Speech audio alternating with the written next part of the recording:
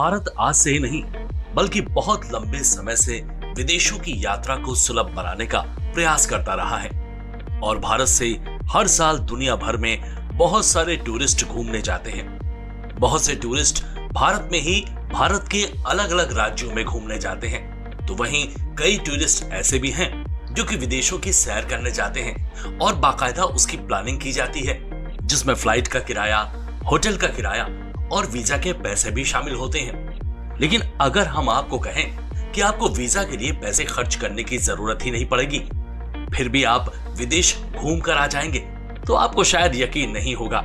लेकिन दुनिया में ऐसे कई देश हैं जहां भारतीयों को वीजा लेने की जरूरत ही नहीं पड़ती। चलिए हम आपको बताते हैं कि इन देशों के बारे में जहां आप बिना वीजा के घूमने जा सकते हैं। दिल थाम के सुनिए। दुनिया में कुल 26 देश ऐसे हैं जहां भारतीय नागरिक को वीजा लेने की जरूरत ही नहीं पड़ती, उन्हें वीजा फ्री एंट्री दी जाती है। हालांकि इसकी अवधि अलग अलग देशों में अलग अलग होती है। अगर हम बात करें थाईलैंड की, आप थाईलैंड घूमना चाह रहे हैं तो थाईलैंड में आप 30 दिन तक बिना वीजा के सफर कर सकते हैं। थाईलैंड के अलावा आप मलेशिया में भी 30 दिन तक वीजा फ्री ट्रैवल कर सकते हैं। इसके अलावा अंगोला में भी आप 30 दिन तक वीजा फ्री घूम सकते हैं।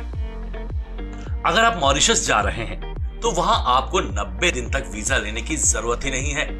केनिया भी भारतीय नागरिकों के लिए 90 दिन तक वीजा फ्री ट्रैवल की सुविधा देता है। बारबाडोस में भी आप 90 दिन तक फ्री वीजा का लाभ उठा सकते हैं। गाम्बिया में 90 दिन तक फ्री वीजा ट्रैवल कर सकते हैं। इसके अलावा Kiribati, Grenada, Haiti, Trinidad, Tobago, Saint Vincent और ग्रेनेडाइंस, सेंट किट्स और तमाम ऐसे और भी छोटे देश हैं जहां पर 90 दिन तक वीजा फ्री रहता है।